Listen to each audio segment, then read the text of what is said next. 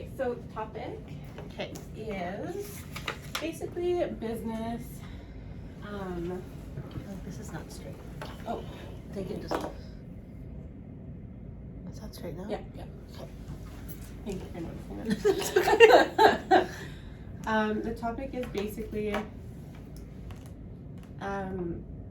mistakes / advice that you've received in your business, and we're just kind of gonna flow from there. Okay. But yeah, it's like we're gonna start off with bad business advice, and then I'll just ask you questions and Okay. answer them. Okay. Ready? I'm nervous. Do you want a glass of water? No, I'm okay. Yeah, no, I'm okay. Actually, no. I'll get us a glass of water.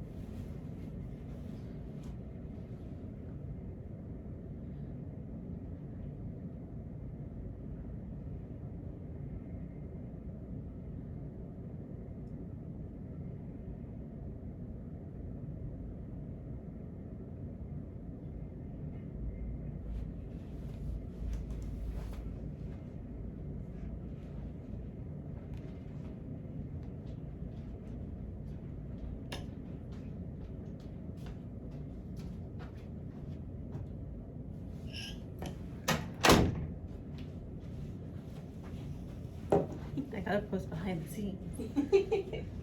I'm really bad at like the whole influencer thing though, because I just don't do it anymore. Yeah. So, okay, we'll take a picture before we sign. Cute. Okay. Oh, my makeup's so puffy. Okay. Your hair looks great. Please stop. I woke up, didn't shower, put it in a ponytail, and arrived. So No one will know. No one will know. That's why I was like, I got an extra half an hour. I'm gonna do my hair and makeup. Did it in the dark, and I was like, holy fuck, my face is so pink. yeah, I love it. Hey. Yeah. I think I'm just not used to wearing makeup. Yeah. Yeah, Yeah. I just like a BB cream. Yeah. Good to go. Yeah. But today, I love it. you gave me half an hour and it took 45 minutes. I love it. Okay. Worth it. All right. Thank you everyone for joining us. Welcome to episode number 3 of The Bench. I'm here with Reanna Khan. And welcome. I'm so excited to have Reanna on the show. She is a brand and content photographer. She also is a co-owner of Vibes Energy, which is a solar energy company. So if you don't follow her, go follow her Instagram. Her handle for photography is Reanna Khan Creative, and for Vibes Energy, it's Vibes Energy Solar. So go follow her right now. Yes, right now. Right now. And I thought she would be a fantastic person to talk about kind of business advice, good, bad, ugly, and just business, not mistakes. I don't want to say mistakes, but now looking back, things that maybe you may not have done, because we all, have a journey when we start our business, and it's not always linear. Actually, it's probably never linear. No. And I know when I first started, I was always asking for advice because I was trying to gauge where people were, and trying to gauge where I should be. And sometimes it's great, and sometimes it's not. Sometimes it's awful thing to do, to ask for advice, because you get some bad stuff in there. You get some very interesting advice. Let's put it that way. yeah, absolutely. Okay, so first off, how long have you been self-employed? I know you have 2 businesses, but maybe give us some history. So basically, I moved back to Canada from the Caribbean. So I'm originally from Winnipeg, moved away, went all over the place, moved back in 2016. And that's when I kind of started thinking about doing the whole self-employment thing. So I was traveling. I was living in Toronto. I lived in Trinidad, and then I was like not working. My husband was working, so I started the whole content creator thing. Just like, I feel like everybody says this, but it was like, oh, I was doing so much and everybody wanted to know my adventures, so I started a blog. It's true though, because yeah, who gets to go to Trinidad? Like who goes to these places? So we're living through you. Exactly. Yeah. So I started the blog, and it was actually for like a contest, and I didn't win, but that's fine. And yeah, I basically started connecting with a lot of businesses in the Caribbean and working with them, and I was like, this is so cool. Like, I get to do the things I want to do, and I'm being paid for it. Totally. So when I moved back to Winnipeg, I went back into that 9-to-5 mindset. I was like, I've got to get a job. I have to have a pension. I have to have benefits. So I did that, and I was actually found out 2 weeks after I was pregnant. Oh wow. Yeah, so I worked for the first year, but I still kept the content creation side going during that time. And then fast forward to after my mat leave, I went back to work, and like, I think a lot of parents out there, it was like, wow, I'm going back to work to pay for daycare. Yeah. So my husband looked at me at that time and was like, I don't know if I can tell you this in 6 months, but today I can say, if you want to follow your passion and continue with this content creation thing, do it. Yeah. Stay home, do it, do what you got to do. So that's kind of like the risk and leap of faith I took. Huge, yeah. That started me into self-employment. I don't know if it was smart, but I did it. It's never smart. It's risky. It's so risky, and I Yeah. mean, we had like a young family, and we had only been in Canada at that time 1.5 years, so we were rebuilding our life, and yeah. Wow. Yeah. That's awesome. So, okay, so that's what? I'm trying to work backwards, but 4 years ago? 2018, yeah, 4 years ago. Okay, amazing. Yeah. Yeah, you've done a lot in that time frame. Yeah, so definitely my journey wasn't linear, as you said. Like, I started off kind of turning my side hustle into a full-time hustle, I guess. Mm-hmm. And then I just quickly realized, I was like, this is such a volatile industry.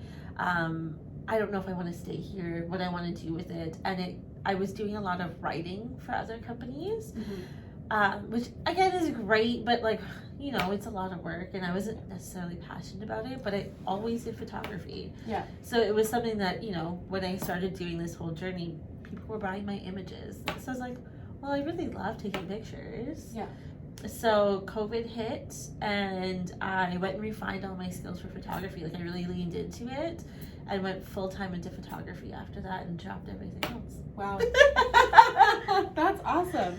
And Full-time into photography, but also... yeah, so Vibes Energy was my husband's baby. So right before the pandemic, his company he was working for in the solar industry actually shut down. It was like 2 months before the pandemic started. So we had this great idea, because my husband moved to Canada specifically to get into renewable energy. So when he lost his job, he was like, we're gonna start our own business. And I was like, hells yeah, we are. And we started it in November of 2019, and then so yeah.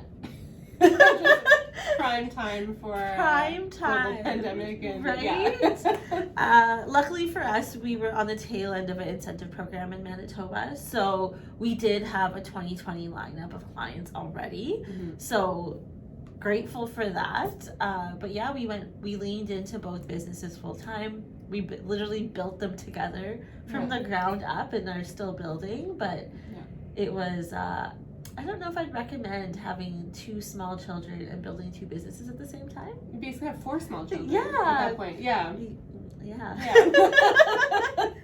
Yeah. But at the same time, like, as you said, nothing is linear in life, and you seem to, my first piece of advice for the podcast. Love it. You seem to like get through those barriers when you have to, right? Yeah. Yeah. And it's all a part of growth. It's just kind of jumping through those hurdles and not stopping. Totally. Yeah. And sometimes like it's the pressure that drives it. Yeah. Like if you have mouths to feed, and if you have things to, that are pressuring you, you find a way to get it done. So yeah, that's great advice. That's not going to come up in this podcast. This one's about bad advice.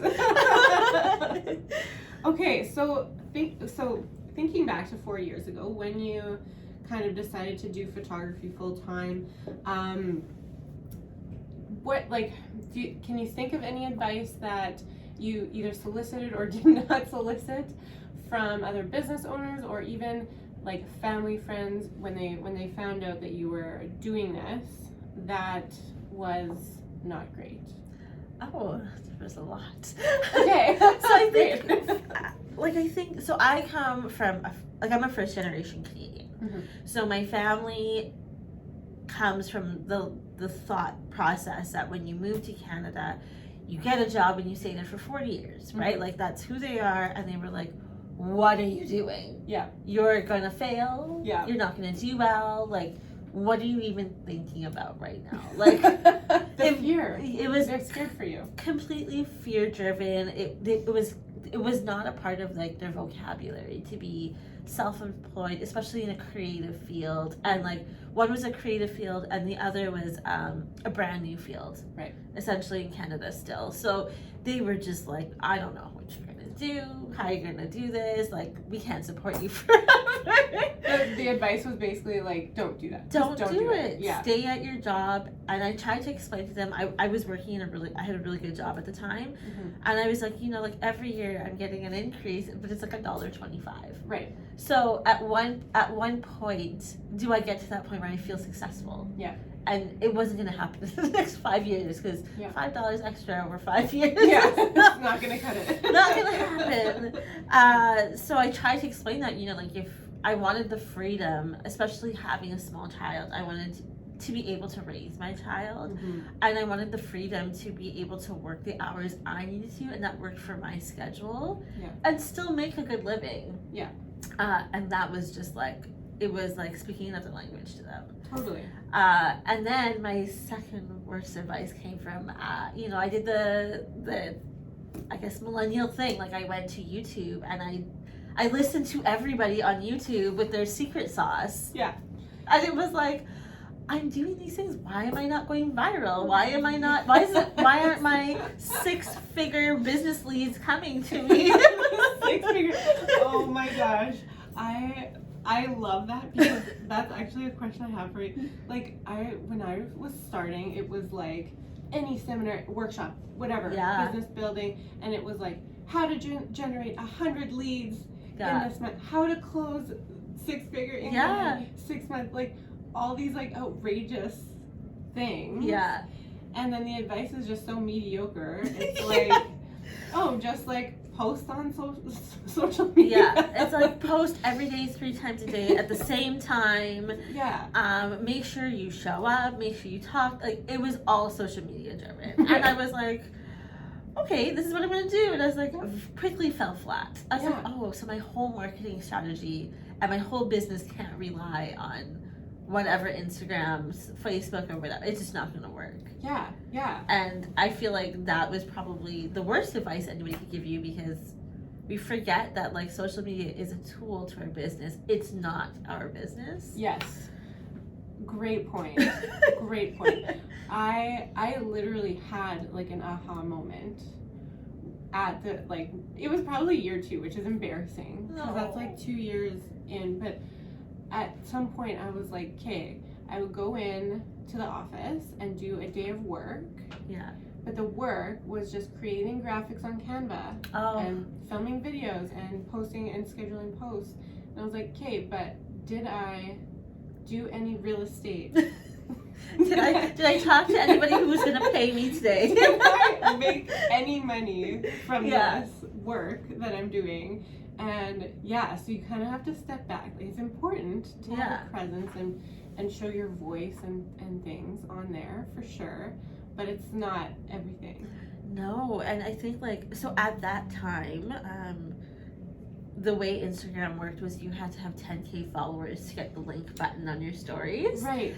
And I remember being like, all I gotta do is get to 10K. That's all I gotta do, and I'm gonna kill it, because everyone's gonna be coming to my website now because I got to 10K. And I will do whatever I need to do to get there. And now I look back. Stressful, though. That is highly stressful. But like that was like what I thought, and I look back and I'm like, whoa. Yeah. Yeah. Like, what was I thinking? Like, why was I trying? Like, where am I going to find these 10,000 people? Exactly. Realistically. But in my mind, it was like, they're just going to see that post and they're going to love it and they're going to follow me and they're going to tell 100 of their friends. Yeah. And it was like, yeah, secret sauce. Worst sauce ever. Absolutely. The follower game is so tough. Like, I honestly have a friend of mine works for me, Chantel, and she does engagement and like on my account, and it's like it's exhausting because I've done it myself. And it's like it's commenting and it's also genuine. I want to be genuine in it, so it's not just like commenting on every post that I see. It's like scrolling, seeing something I like, liking, commenting, following, and then like going back to that account and doing it again the next day and then the next day, so that you're like consistent. Oh my gosh, to one follower. So for yes. one, that's for one, and then you need 10,000 of those. Yeah. So it's like, imagine the time and effort you're putting into something that's not even substantiating your actual business. It's all vanity, right? And I mean, it's you know, like, you feel so good when you look at your follower count, but then it's just like that same amount of time that I could be putting into actually like following up with my clients and reaching out and pitching and doing all these things, like I'm doing something so frivolous. And it's shocking that was our mindset back then, right? Totally. But yeah, like I remember hearing, I can't remember who said this, someone said this somewhere, but they were like, your website. We'll put that in the notes, somewhere. They were like, your website is your real estate. Yes. So it's the only part of the internet you own. So if you're not getting your clients onto your webpage, you're giving them somewhere else. And like, when I said that to me, I was just like, mind blown, right? I don't own my Instagram account, somebody else does. And I could, as we've seen in many occasions, you can lose your Instagram account in that, like that. So if people don't know where to find you other than social media, it's like you've lost your business. Yes, absolutely. And no one told me that. Nobody talks about that. No.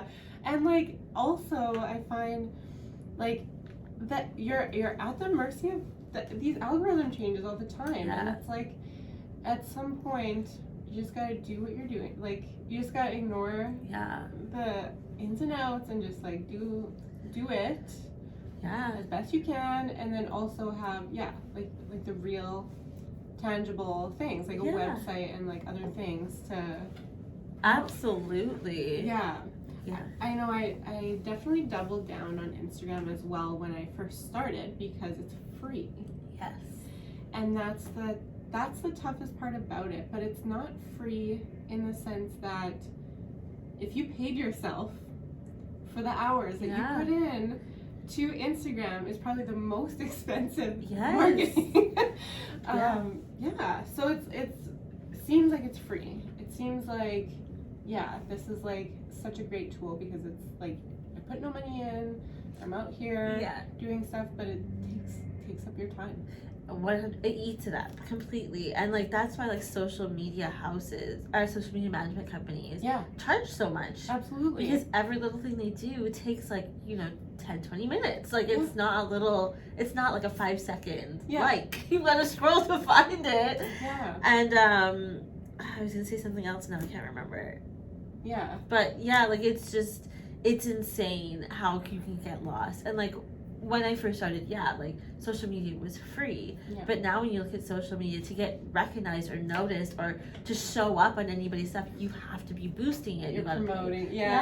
So it's like your time and your now it's like you're spending so much more money. That's so true. Oh my gosh. Okay, so yes, social media, I totally agree. That's like an easy, when you first start, hole to get into. And I want to circle back to the advice from family, because I do feel like in one way or the other. Everybody has, and I understand, like, you have people who care about you and they are worried about, I don't know if it's necessarily they're worried that you will fail, not due to your own whatever, but it's risky in the sense that, like, you know, you're not guaranteed to make money every day. Yeah, and you don't. Yeah, and you don't. Yeah, exactly. It's reality. It's not just, I definitely had the same experience, but I didn't find out till after. So it's interesting that it sounds like your family is very vocal. Yeah, because they're controlling. I come from a brown family, so everybody's very, like, like, your career is very important, right? Like, so back in the day, like, it's societal, right? They want to see you have a certain title and letters behind your name, and I was never that person. Yeah. So, like, it's funny because I listen to a lot of, like, entrepreneurs and business owners now, and they're like, I had so many jobs before I opened my business. And I was like, dang, like, I did too. Like, and I did well at those jobs, but it's just like, that is totally, I feel like that is a misconception too, that, like, you are starting a business sometimes because, like, especially in real estate, I feel like there's this, like, you're getting a real estate license because you haven't succeeded anywhere else. Yeah. And you're, like, trying to, like, figure out something, and, like, obviously you don't have a boss and you don't have whatever, but that is not true. Like, so many people that I talk to, it's like very successful, high paying jobs, you know, not necessarily as high paying, or maybe they were, but just the structure of it didn't work or whatever. But that's interesting you make that point. Because I feel like a lot of times we, like, in our generation, because we don't have to depend on having a job, because there's a lot of jobs available. Yeah. And good jobs available. And now with the internet, you can work anywhere in the world. Right. So I think for us, like, we hit our goals in these businesses, and then we're like, okay, where do I go from here? Yeah, next. Yeah. So, like, I was working in the bank, and at 21, I was a manager, and I was like, I'm 21 and a manager. Like, what am I gonna do for the next 40 years? How do we move forward? Yeah, there was literally 2 more positions above me that I could have gotten within the branch, and I was like, they don't interest me. Yeah. So, and it was like, I was in a midlife crisis at 21. Yeah. And I was like, where do you go from here, right? And like, most people's advice at that time is just stick it out. You'll find something. You'll figure out it's a good job. It's this. It's that. It's just like, well, I don't want to. It's like the carrot at the end of the stick that's like, oh, but if you stay there for 20 years or 30 years or whatever, you can achieve this, and you'll have a pension, and you'll have the security, and you'll have a good life. And that is probably true. Yeah. But it's on somebody else's timeline. Like, you don't have control. Like, from my experience at my job, I could work as hard as I could every day, but if there was no jockeying of positions, or if somebody didn't quit or retire, I just can't move up. Yeah. And so it's kind of like, whereas when you're self-employed, you have total control. Energy in is energy out. Yeah. Oh, 100%. Like, I feel like, so, like, there's that, like, cliche thing that you always see everywhere where they're like, I quit my 9 to 5 to work 24 hours a day. Right. Yeah. And it's 100% true. Yeah. But, like, you see that benefit. So, like, if I make $10 today, I'm like, I made it, they paid me, you know? It's just so gratifying because you know what you put in to get there. Totally. Yes. And it's like, it's totally, I don't mind working 24/7. No. Like, I don't mind, because even in my 9 to 5, I was working more than that, or I was putting my all in. So now I wasn't working, you know, as much, but it's like, I was putting my all in and getting just the same back. Yeah. So to work 24/7, most people probably were working more than they were expected to try and you know, because that's just the type of people. Absolutely. Yeah. Yeah. I mean, you're a manager at 21. Oh. Obviously, you were. I don't know who high gave me that achieving. job. Yeah. That's a good idea. No. Yeah. Yeah. We're like, yep, she's the girl for us. So obviously, this might be obvious, but I'll ask it anyway. Obviously, you did not follow the advice No. that you got. Are you happy that you didn't? Absolutely. Like, there are days and there are times, obviously, where I'm like, I miss the stability of a bi-weekly paycheck. I miss the ability to plan where that money's going and whatever. Yeah. But then I have amazing months that I'm just like, I can't believe, like, I've done this month. Yeah. And it's more money than I would have ever made working my 9 to 5 at the time. And then there are months that I maybe don't do well, but I just have to plan more and be a little bit more organized. Yeah. But I've been doing this for 4 years now. I now have 2 kids. I literally raised both of them, and I feel so lucky to say that, because not a lot of people can say that they can do that. Yeah. But like, you know, like my son was home with me until he went to school. My daughter's now home with me. She's a little bit of a wild child, but you know, it's nice to girls. Girls. The sacrifice is that of that bi-weekly paycheck is I can obviously generate my own income. If I know I have a busier month or a busier week, I can book myself off on the weekend, or on, you know, if my son, you know, has like he's got a Christmas concert next week, like I don't have to worry about asking for permission to take time off work. I just go. Yeah. I book myself off and I'm available and ready, and to me it's worth it. Yes, totally. And it's funny that like when you were saying you know, sometimes you wish that you had your 9 to 5 back, just for the consistency, for sure. Like, it's hard to be out of your comfort zone for so long. Yeah.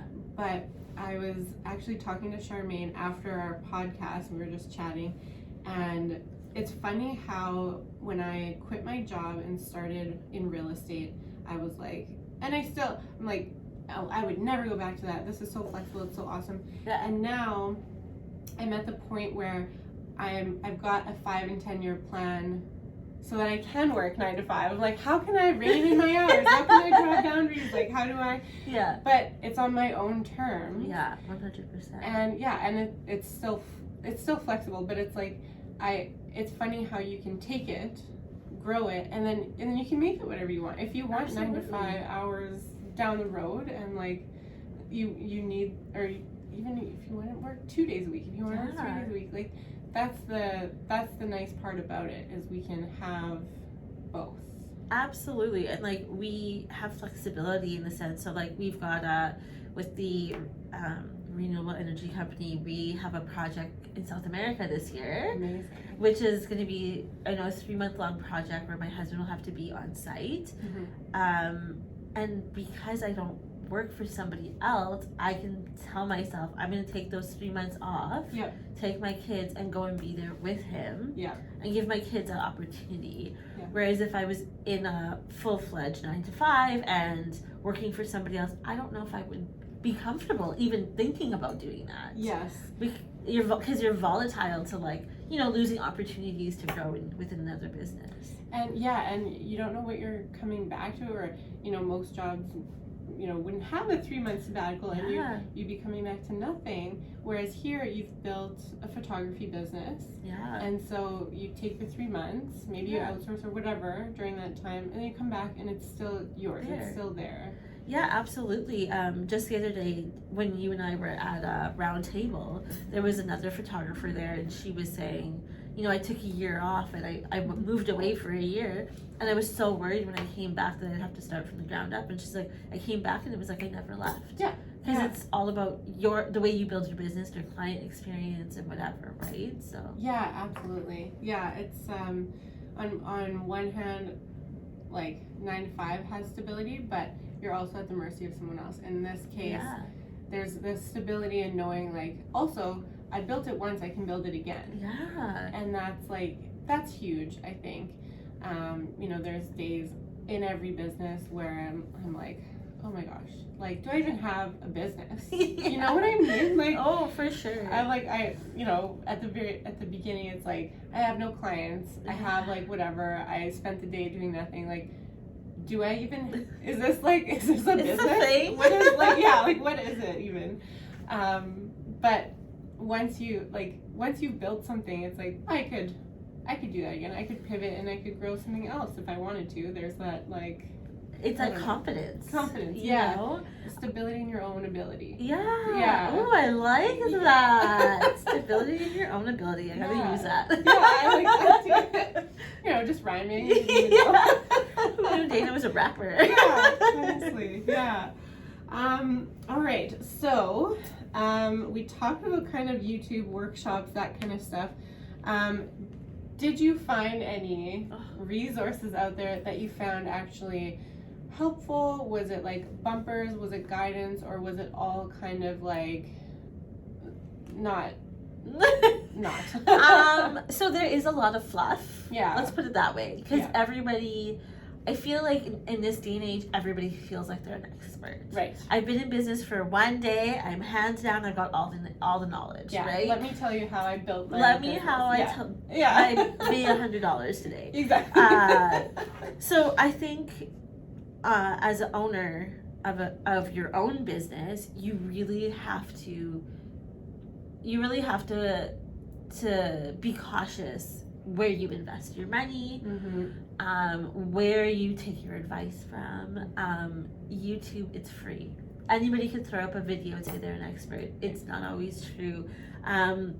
There's like a few photographers specifically that I love their work. And I do listen to their podcasts, I do watch their YouTubes, but I take everything they say with a grain of salt. Yeah. Another thing with, both of our businesses, it's location based, right? Totally. So one of the photographers I love, she's in California. Yeah. And like she talks about how you can make a 5-digit day, so like a 10 grand day. Yeah. And she's like, oh yeah, I just have 5 clients, I charge them $2,000 each for a 1-hour session. I was like, yeah, that sounds so easy, and you're preaching this to everybody, but I live in Winnipeg where that's just not gonna fly here. Right. It's just not a thing. Yeah, absolutely. Unless I'm like trying to think of a way, like it'd have to be some corporate, 5 very corporate client.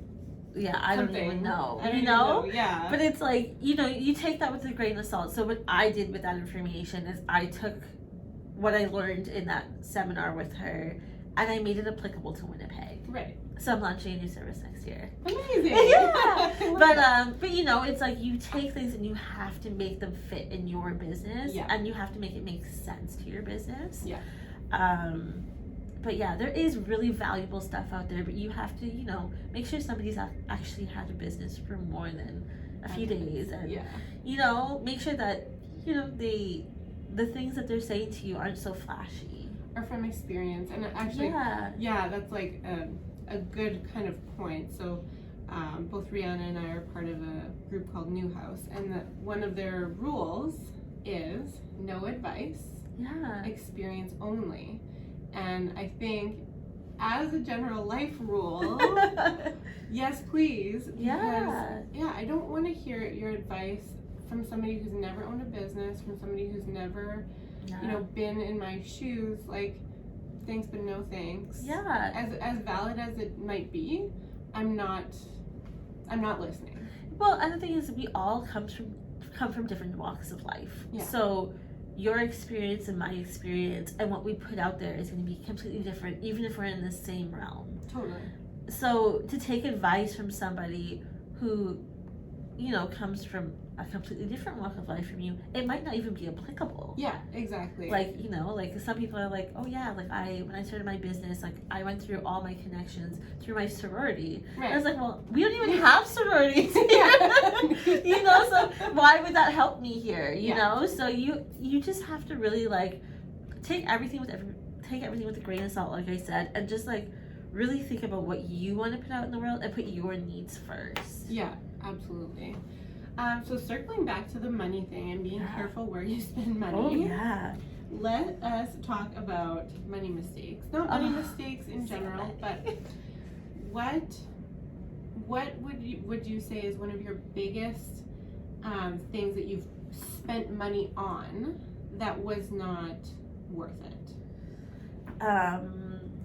So many. Yeah, I know. It's hard. It's hard. So like, okay, so there's a few different ways I look at this question. So the one way I look at it is, so when you come into business, you know nothing about how to run a business, and there's nothing out there to teach you the team you need to build around you to be successful in business.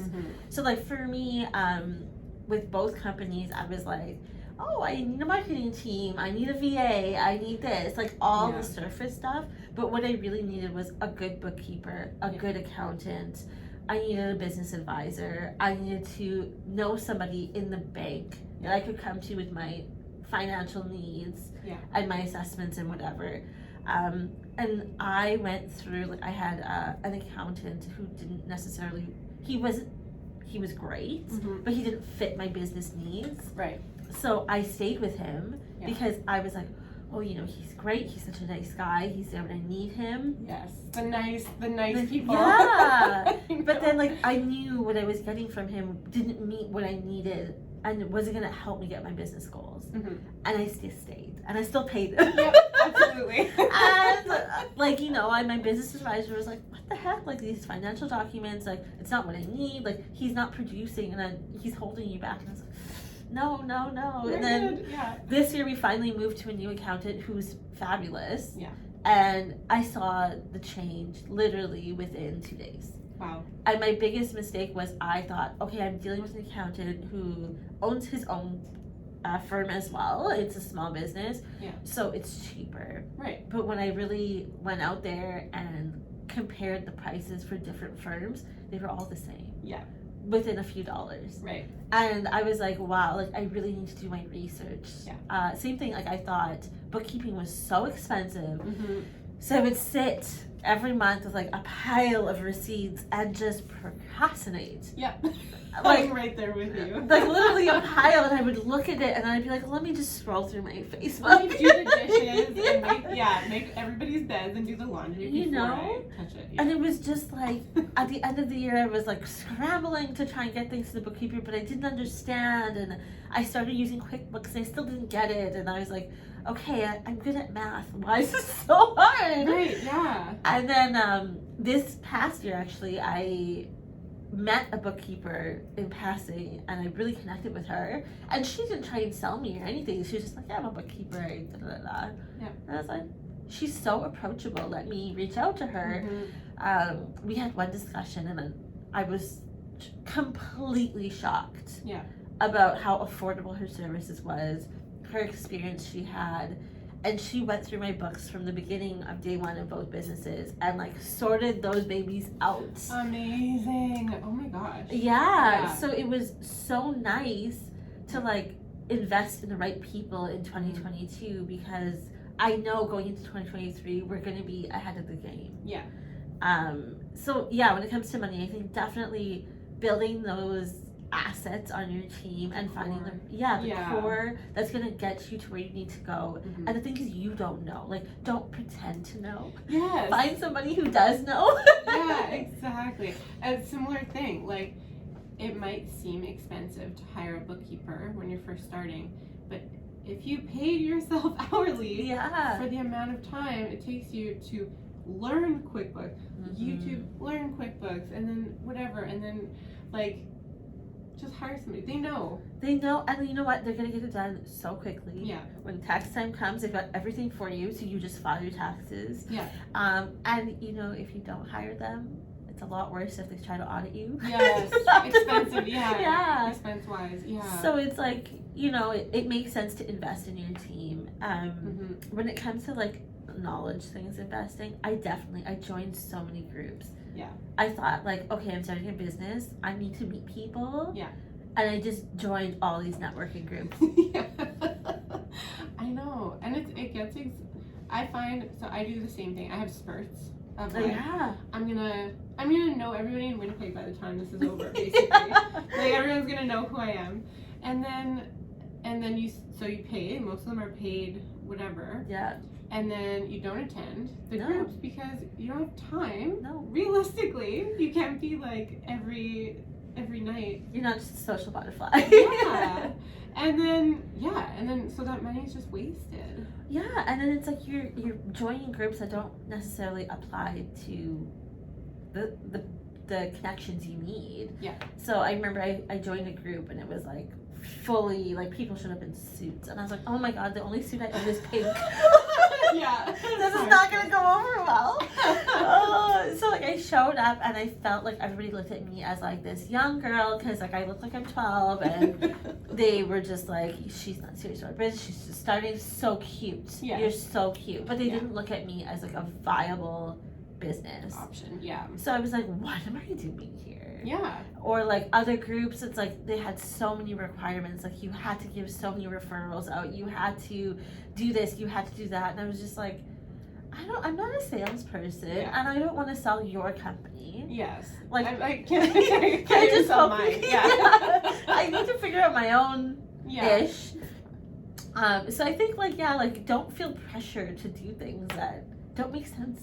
Totally. Just because it works for other people or they feel like it works for them, it doesn't mean it works for you. Exactly. Yeah. I definitely at the very beginning spent money. I mean I tried to do my own networking thing as well. Yeah. And that was a huge time suck and a huge money waster because I did it very like no membership, just like, hey, come to Boston Pizza at this time, and I had a table reserved. Super cute, except people would leave without paying their bills. So then I would, at the end of the night, be stuck with this like bill. I mean, at the end of the day, it is kind of a 50% write-off, but it's like, man, that's not what you're here for. Is this like worth it? Is this what I'm trying to do, right? Yeah. So yeah, I feel you on the networking. It's definitely a huge asset. Yeah. If you're talking to the right people, and if you're not, it can be a huge time and money suck.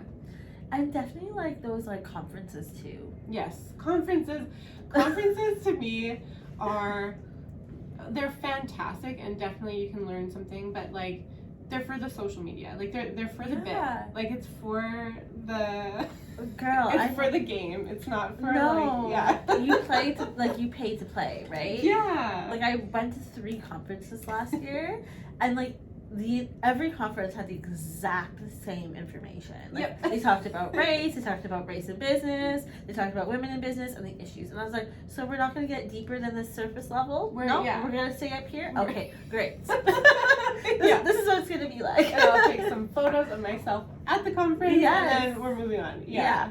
So I'll give it 100 cards that no one will look at ever again. Yeah, exactly. So, yeah. Okay, so many mistakes in business. I want to dig deep because we're kind of, getting to the end. Okay, flip side. So, what are things that you've spent money on now that you wish you did sooner? So we talked about the team. Yes. Definitely, accounting, bookkeeping. I agree. I also wish I did sooner. I don't currently have a bookkeeper. I struggle through it. Oh, I'll keep Still, I need she's amazing. I need to take my own listen to this podcast. Yeah. But what are some things other than that you wish you kind of like just spent the money, took the leap? So one of the things that I feel like we often do in business is we find the cheapest way to do something we really want to do. Yeah. And then we do it the cheap way and realize it doesn't make sense. Yeah. And then we end up paying for the expensive things. So like very simple, like low level, like Canva. Yes. I did the free Canva and I struggled with it. And I had to like, figure out how to make it look cohesive. Right. And then I started paying $8 a month. It was like, meanwhile, it's $8. Yeah. But like, and that crosses the board to like equipment. So like with both companies, we have a heavy investment in tools and photography and good equipment. So at first, like for the photography company, I was like buying my stands on Amazon. Right. And I was like, I'm paying $50 and these stands fall. Yeah. They're not supporting my $5,000 camera. Yeah. Like, this is a liability. Yeah. I'm like, I should just go and spend the $120 and get the good stand. Yes. Because you end up spending more because you're replacing the cheap one so often. Totally. So I definitely think, like, making a plan to invest in your equipment that you're going to use that's going to make a difference. Yeah. Makes sense. Like, same with our tools. Like, we go for the higher end tools for renewable or for Vibes Energy, because we know we're hard on them. They have to go through the elements in Manitoba, which is, you know, we had a swing of 80 degrees over the year. Yeah. So they gotta last, and you know, our team has to be able to use it. They have to be reliable. Yeah. We can't be buying cheap things from IKEA. Yeah. And hoping that we don't have to replace it. Yes. In the middle of a job. Exactly. Yeah. So, you know, invest in your business, invest in your tools, invest in, you know, if you're like, both of our businesses are very vehicle based, we have to have reliable vehicles. Yeah. Don't buy a cheap car or have an old banger and hope that it gets you to the client. Yeah, absolutely. That's one thing for me is like, and for sure, you don't need to be driving like a Volvo or BMW. But you do need, that is the very base of your service is arriving. Arriving at the showing. Yeah, on time. On time. Yeah, like that's the whole thing. Yeah. And yeah, it's tough. Like, I know even, especially like when I was first starting, like your vehicle, people think, oh, it's a status thing, but like, it's not a status thing. It's I'm investing in my mode of transportation, or my mode to arrive at the destination and give you the proper service. Yeah. As long as it's reliable, I think that's the key, because like I've had other agents where I've tried to like, oh, can you do this showing for me, or you know, try to give them leads, and then they'll call me that day and their car won't start, which happens. Yeah, oh, for sure, life happens. Absolutely, it happens, and it sucks, but if it happens, then you need to take steps to, that's like, I feel like the most important tool. Yeah, you need to have like your plans A, B, and C. So if that happens, what are you gonna do next? How are we gonna change that? Because the real of owning your own business is you're not one of one. Yeah. You're one of many who do the same thing you do at different levels, and you can lose that client so easily. Totally. So like you've got to do what you can to maintain that client. So like for photography, Dana was one of my first clients. So like when I first started with you, I had a great camera. Yeah. And over the course of the last few years, I now have an amazing camera, and it shows. Yeah. It shows from where we started to now. Like the images are just way better. It's better quality. It's better for your marketing. Everything is better. Yeah. Than what I originally had. And was it a tough investment? Heck yeah. Oh, always. It was like, I don't know how I'm gonna drop. I think it was like, you know, it was exorbitant at the time. Yeah. But I did it, and it was a sacrifice to my business, but it's paid off for itself already. Yes. Yeah. So, yeah. Pay for the essential tool. Like, and get, I totally agree with that. And like you were saying, even with people, pay for the essential stuff and pay for it. Don't try and get it for free. Like accountants, I find absolutely it's expensive. But I mean, expensive. It seems expensive, but when you really look at it, you're paying for their knowledge, right? Yeah. It like, and this is like a piece of bad advice that I think a lot of people get at the beginning. They're like, you can collaborate and trade your services for free. Yes. And so a lot of people do that. They'll be like, oh, well, I'm a real estate agent, I'm a photographer, do you want to come and do it, and I'll build your portfolio. Yeah. But then you're not getting great images, right? And I'm not getting great service or a great client, because you're just going to find the next free person after me. Exactly. So it's like, yes, there are always opportunities to collaborate. 100%. I do it today still. Yeah. But it has to serve you. Yeah. Don't do something just because you're getting something out of it. Do something because it serves your long-term goals. Do you know what I mean? Yes. The collaboration, I feel like that that is one of the very basic, because it's free. Yeah. It's very tough to stay away from like doing that kind of stuff. And I used to, again, spend so much time doing things and collaborating and trading, in hopes that, like, my business is very different too, because it's like it's a hope that at some point somebody will use you or like refer you. I don't have something that like immediately everybody needs. Right. And yeah, it's tough sometimes to look back and be like, okay, I probably could have spent time with people who are actually buying and selling right now, or like in the next little while, and like, you know, built those connections, built whatever. But it's like, you don't have to spend all of your time there.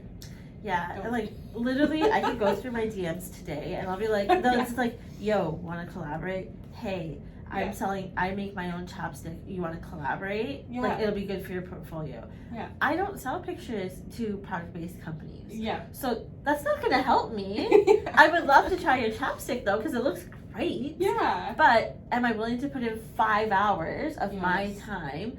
And maybe even more, because your location's coming, you're putting money in to get props, right? So, does that make sense? No, but if, you know, a real estate agent came to me and I'm building a portfolio of portraits, and they need portraits, and they've got this great house and whatever, maybe that makes sense. Totally. So it's like choosing your opportunities rather than just taking whatever it is because it's free. And I feel like we get so desperate at the beginning because we don't think we're gonna make it. So we're like, I'm gonna put my name out there and I'm just gonna take everything. But then you become that business that people know they can go to you for either cheap or free labor, which you don't want either. Yeah, I agree.